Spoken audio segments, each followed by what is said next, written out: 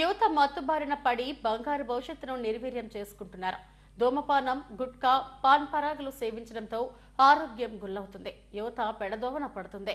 Smoking, మత్తు పదార్థాలు సేవించడం వల్ల క్యాన్సర్తో పాటు వివిధ రోగాల బారిన పడుతున్నారు. ఆధునిక సమాజంలో ఎలక్ట్రానిక్ సిగరెట్లు, వేపింగ్తో మత్తుకు అలవాటు పడుతున్నారు. అనారోగ్యాలతో చెలగాటమాడే ధూమపానాన్ని వీడాలంటున్న మెడికోవర్ ఆసుపత్రి రేడియేషన్ ఆంకాలజిస్ట్ డాక్టర్ అభిలాష్ గవర్రాజ్తో మా chief reporter Lakshminarayana face to face. యువత ఆధునిక ప్రపంచంలో మత్తుకు అలవాటు పడిపోతున్నారు. దీంతో వారి భవిష్యత్తులు నాశనం అవుతున్నాయి. మత్తు కోసం అనేక నూతన మార్గాలు అన్వేషిస్తున్నారు. ఈ నేపథ్యంలో యువత మత్తు బారిన పడి వారి జీవితాలను ఎలా నాశనం చేసుకుంటున్నారు, వీటి నుంచి బయటపడడం ఎలా, ఎలాంటి జాగ్రత్తలు తీసుకోవాలి, ఈ అంశాలు మనతో మాట్లాడేందుకు మెడికవర్ క్యాన్సర్ ఇన్స్టిట్యూట్ నుంచి doctor Abhilash Gavarraju, senior radiation oncologist మనతో ఉన్నారు. సార్ చెప్పండి సార్, అంటే ధూమపానం ఆరోగ్యానికి హానికరం అనేటువంటిది మనం సినిమా స్లైడ్స్లో కావచ్చు, సిగరెట్ ప్యాకెట్ల మీద కావచ్చు, అన్ని చోట్ల చూస్తాం. అంటే గతంలో అవగాహన తక్కువ ఉండొచ్చు, కానీ ఇప్పుడు అవగాహన బాగా పెరిగింది. అయినప్పటికీ కూడా ఈ నోటి క్యాన్సర్ కేసులు రోజు రోజుకు పెరుగుతూనే ఉన్నాయి. కారణాలు ఏంటి? నమస్తే అండి, ఎస్టీవీ ప్రేక్షకులందరికీ నమస్తే. ఈ అవకాశం నాకు ఇచ్చినందుకు చాలా సంతోషంగా ఉంది. సో చాలా మంచి క్వశ్చన్ అడిగారు. అండ్ కోఇన్సిడెంటల్గా ఇవాళ వరల్డ్ నో టొబాకో డే అండి, or stop smoking or stop tobacco day. Sir అడిగిన క్వశ్చన్కి చాలా కారణాలు ఉన్నాయి. ప్రధానంగా చూస్తే మన పల్లెటూరుల్లోని వాటిల్లోని ఎక్కువగా బీడీ స్మోకింగ్ అనుకోండి, చుట్ట, గుట్కా, పాన్ మసాలా, ఇవన్నీ మన పల్లెటూరులో రైతులు, లేబర్ చేసేవాళ్ళు, వాళ్ళందరికీ ఒక జీవితంలో చాలా ముఖ్యమైన భాగం అయిపోయిందండి. అది లేకపోతే వాళ్ళు పని చేసుకోలేరంటారు, కాలక్షేపం అవ్వదంటారు.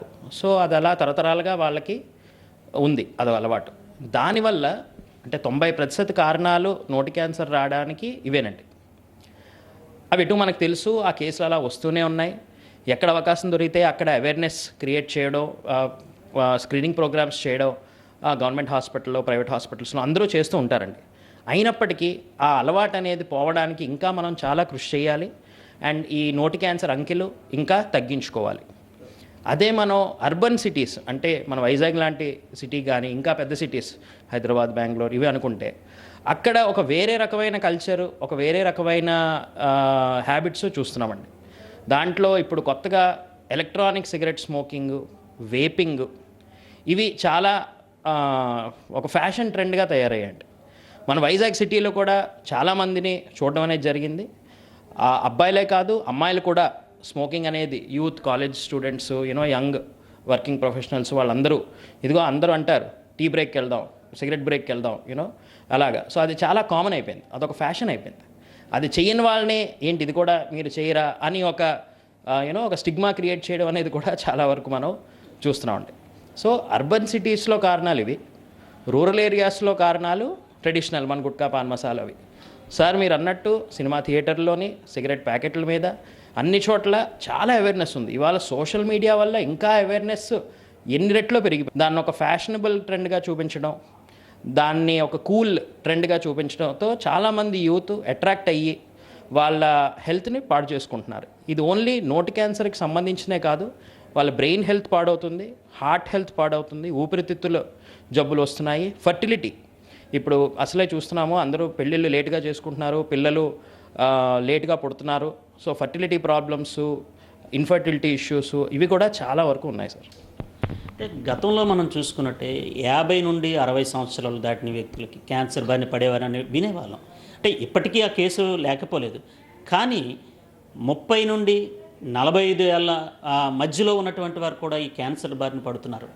దీన్ని నివారించాలంటే ఎట్లాంటి అవగాహన కలిగి ఉండాలి, ఎట్లాంటి జాగ్రత్తలు తీసుకోవాలి? ఇది చాలా చాలా సెన్సిటివ్ అండ్ చాలా పర్టినెంట్ పాయింట్ అడిగారు సార్.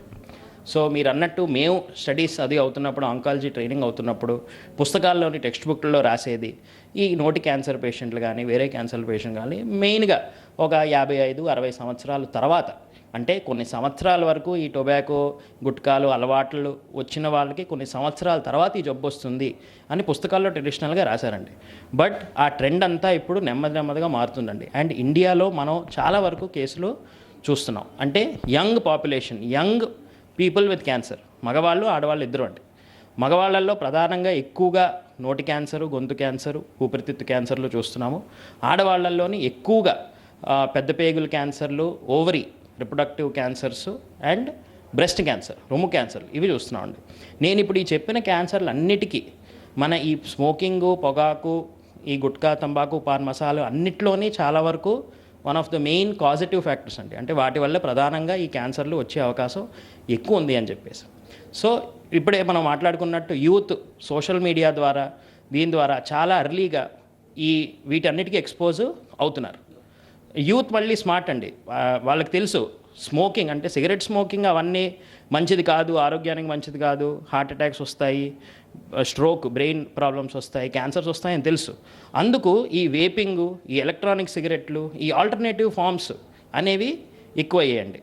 సో వాటి వల్ల ఇంకా తొందరగా వాళ్ళకి క్యాన్సర్ జబ్బులు అండ్ క్యాన్సర్ కాకుండా మిగతా జబ్బులు కూడా వచ్చే అవకాశం చాలా ఎక్కువ ఉంది. అండ్ అవి నెమ్మదిగా రేపు ఇంకొక 5-10 సంవత్సరాలకి ఎక్కువ అయ్యే అవకాశం కూడా ఎక్కువ ఉందండి. WHO ఏం చెప్తుందంటే, మీరు చెప్తున్నటువంటి కొత్త ప్రోడక్ట్స్ ఉన్నాయి కదా, వాటి గురించి WHO ఎలాంటి అవగాహన ఇవ్వాలంటారు? సో ఇవాళ థీమ్ అంటే ఈ no tobacco quit tobacco smoking theme WHO ఏంటి ఇచ్చింది అంటే bright products and dark intentions. అంటే దాని అర్థం ఏంటి? బ్రైట్ ప్రోడక్ట్స్ అంటే ఆకర్షణీయంగా కనిపించే పదార్థాలు, బట్ డార్క్ ఇంటెన్షన్స్, బట్ వాటి వెనకాల ఉండే అది హాని చేసే ఆ ఆస్పెక్ట్ అందరూ చూడకపోవచ్చు. సో అన్మాస్కింగ్ ది అపీల్ అంటే ఈ ఆకర్షణీయంగా కనిపించేది, బ్రైట్గా కనిపించేది, దాని వెనకాల గురించి పూర్తి అవగాహన తెలుసుకోవాలి అని WHO ఆర్గనైజేషన్ ఈ సంవత్సరం ఒక థీమ్గా పెట్టుకున్నారండి. సో దీంట్లో మెయిన్ ఎజెండా ఏమీ లేదండి. ఈ ఆర్టిఫిషియల్గా బ్రైట్గా మంచి రంగులతో, ఏదో మంచి ఫ్లేవర్స్తో, కూలింగ్ ఎఫెక్ట్ అని, ఎడిటివ్ ఎఫెక్ట్ అని చాలా ఆకర్షణీయంగా ఉన్నాయండి యూత్కి. వాటి గురించి మనం తెలియపరచాలి యూత్కి, నెంబర్ 1. నెంబర్ 2, వాటి మీద సమ్ గవర్నమెంట్ పాలసీ కానీ, ఒక రెగ్యులేషన్ లాంటిది కానీ, వాటి డిమాండ్ తగ్గించడం కానీ, అలాంటివి డెఫినెట్లీ చేయాలి. ఇప్పుడు మనం సిగరెట్ ప్యాకెట్ల మీద సినిమాల్లోనే చూపిస్తున్నాం. అలాగే వీటి గురించి కూడా గవర్నమెంట్ ఇనిషియేటివ్ స్టార్ట్ చేస్తే డెఫినెట్లీ అవేర్నెస్ పెరుగుతుందండి. ఇప్పుడు private hospitals, doctors, government hospitals definitely ఇలాంటి అకేషన్స్లో మేము చెప్పాల్సింది చెప్తాం. బట్ గవర్నమెంట్ రీచ్ ఇంకా ఎక్కువ ఉంటుంది అండ్ గవర్నమెంట్ మాట కొన్ని కోట్లాది మంది వింటారు. సో డెఫినెట్లీ గవర్నమెంట్ ఈ విషయంలో డెఫినెట్లీ చర్యలు తీసుకోవాలి. సార్, నికోటిన్ ఉత్పత్తులు వాడటం వల్ల క్యాన్సర్ వస్తుందా? అయితే దాన్ని నివారించడం వల్ల మనం ధూమపానం గురించి మాట్లాడుతున్నాం. ఇటీవల చ్యూయింగ్ చేసేవి కూడా ఎక్కువగా యువత దానికి అడిక్ట్ అవుతున్నారు. వీటి వల్ల వచ్చే దుష్పరిణామాలు ఏంటి? ఈ విషయాలు చెప్పండి. ఇది కూడా ఒక చాలా మంచి టెక్నికల్ క్వశ్చన్ సార్. నికోటిన్ వల్ల క్యాన్సర్ రాదు సార్, అది ఫస్ట్ చాలా క్లియర్గా మనం అర్థం చేసుకోవాలి. బట్ నికోటిన్ అనే సబ్స్టెన్స్ వల్ల, దాంట్లో ఉండే కెమికల్ పదార్థం వల్ల ఎడిక్షన్ అనేది అలవాటు అవుతుంది సార్. మా నాన్నగారు ఒక senior psychiatrist. So doctor JSP రాజు గారు అని, ఆల్మోస్ట్ 35 years ప్రాక్టీస్. సో ఆయన దగ్గరికి స్మోకింగ్ ఎడిక్షన్ పేషెంట్స్, ఆల్కహాల్తో ఎడిక్ట్ అయ్యే పేషెంట్స్, డ్రగ్స్, మన యూత్ ఎడిక్ట్ అయ్యే పేషెంట్స్ వస్తారు సార్. సో మెయిన్గా స్మోకింగ్ ఎడిక్ట్ అయ్యే పేషెంట్స్లో నికోటిన్ అన్న కాంపోనెంట్ ఒకటే ఉంటుంది. ఒక సిగరెట్ ప్యాకెట్లో చాలా హానికరమైన పదార్థాలు ఉంటాయి, బట్ ఆ అలవాటు మళ్ళీ ఆ మనిషిని ఆ సిగరెట్ తీసుకునేలా చేసే పదార్థం నికోటిన్ అండి. So nicotine as such cancer cause చేయదు, బట్ మాటికి మనం ఆ సిగరెట్ ఏదో తీసుకోవడం వల్ల నికోటిన్ దాన్ని ఆ హ్యాబిట్ని కంటిన్యూ చేయిస్తుంది. అండ్ సిగరెట్లో ఉండే మిగతా హానికరమైన పదార్థాల వల్ల క్యాన్సర్లు వచ్చే అవకాశం ఉంటుంది. సో సైకియాట్రిస్ట్, సైకాలజిస్ట్ హెల్ప్ తీసుకుంటాము. పేషెంట్ విల్లింగ్ అయితే వాళ్ళ దగ్గర కూడా ఒకసారి కన్సల్టేషన్కి ఐడియల్గా పంపించాలి. నికోటిన్ సెసేషన్కి ఒక ప్రోటోకాల్ ఉంటుంది. నికోటిన్ గమ్స్ ఇస్తారు, చూయింగ్ గమ్స్ ఇస్తారు. అలా ఒక గ్రేడెడ్ వేలో నెమ్మదిగా మనం తగ్గించాలి సార్. ఏదో రేపటి నుంచి నేను అన్నీ మానేస్తాను, ఇంక నేను ఏమీ చేయనంటే అది అలా అవ్వదు సార్. మళ్ళీ పేషెంట్ రీబౌండ్ అవుతారు. సో ఒక ప్రోటోకాల్ పరంగా నెమ్మదిగా దాన్ని తగ్గించుకుంటూ వెళ్ళాలి, అప్పుడే సక్సెస్ అవుతుంది. ఈ విషయంలో యూజువల్గా మా ఫాదర్ ఆయన ఎక్స్పీరియన్స్తో చెప్పేది ఒకటే సార్. ఒక 100 పేషెంట్లు నికోటిన్ ఎడిక్షన్ వాళ్ళు, సబ్స్టెన్స్ ఎడిక్షన్ వాళ్ళు వస్తే దాంట్లో 33 మందే, అంటే 1/3 మందే సక్సెస్ఫుల్గా ఆ హ్యాబిట్ని వదులుకోగలుగుతారు. ఇంకొక 1/3 మంది అటు ఇటుగా వదులుతారు పట్టుకుంటారు, వదులుతారు పట్టుకుంటారు. అండ్ ఇంకో 1/3 మాత్రం ఖచ్చితంగా రెస్పాండ్ అవ్వరు ట్రీట్మెంట్కి. ఇది ఆయన ఎక్స్పీరియన్స్తో నాకు చెప్పిన పాయింట్ సార్. సరే, ఉత్తమమైన సమాజ నిర్మాణానికి యువత ఎంతో కీలకం. అలాంటి యువత ఇలాంటి చెడు వ్యసనాల ద్వారా పట్టడం ద్వారా వారి ఆరోగ్యాలు, భవిష్యత్తులు, తద్వారా సమాజం కూడా నిర్వీర్యమయ్యే ప్రమాదం ఉంది. ఈ నేపథ్యంలో ఓ వైద్యునిగా మీరు ఇచ్చే సలహాలేంటి, సందేశం? సార్, ప్రస్తుతానికి మన భారతదేశం బలం యువత. సో మన దగ్గర స్టాటిస్టిక్స్ కూడా ఉన్నాయి. లెస్ దెన్ ఎగ్జాక్ట్లీ అయితే నాకు తెలియదు, but less than 30 years or less than 35 years ఉన్న పాపులేషన్ మన దగ్గర మ్యాక్సిమం ఉన్నారు వరల్డ్లో. అదే మన బలం. సో మన దేశం ఎదగాలి అంటే definitely working youth, healthy youth ఉండడం చాలా చాలా అవసరం. ఇప్పుడు మన సీఎం గారు చంద్రబాబు నాయుడు గారు కూడా గతంలో చెప్పారు, అమ్మ ఇంకా ఎక్కువ మంది పిల్లల్ని కనాలి, మన ఫ్యామిలీస్ ఎక్కువ అవ్వాలి, పెళ్ళిళ్ళు లేటుగా చేసుకుంటున్నారు, పిల్లలు తక్కువ మందికి అంటున్నారు అని చెప్పేసి ఈ పాయింట్లోనే ఆయన కూడా చెప్పడం జరిగింది sir. So working youth first of all they are very smart అండి, and they are educated. But అదే ఎడ్యుకేషన్ వల్ల వాళ్ళు ఇంకొంచెం అవగాహన పెంచుకుని ఇంకొంచెం దీని గురించి చదివి క్యాన్సర్ గురించి, ఆర్ క్యాన్సర్ ఒకటే కాదండి, ఈ స్మోకింగ్, వేపింగ్ వీటి వల్ల మిగతా జబ్బులు చాలా కూడా వస్తాయి.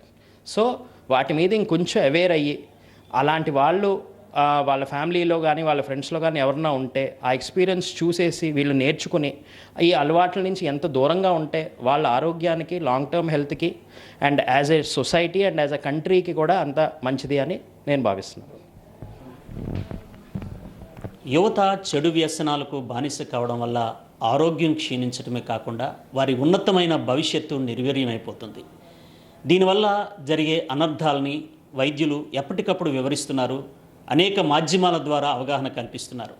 యువత దీని ద్వారా అవగాహన పెంచుకొని చెడు వ్యసనాలకి దూరంగా ఉండాలని చెప్తున్నారు వైద్యులు.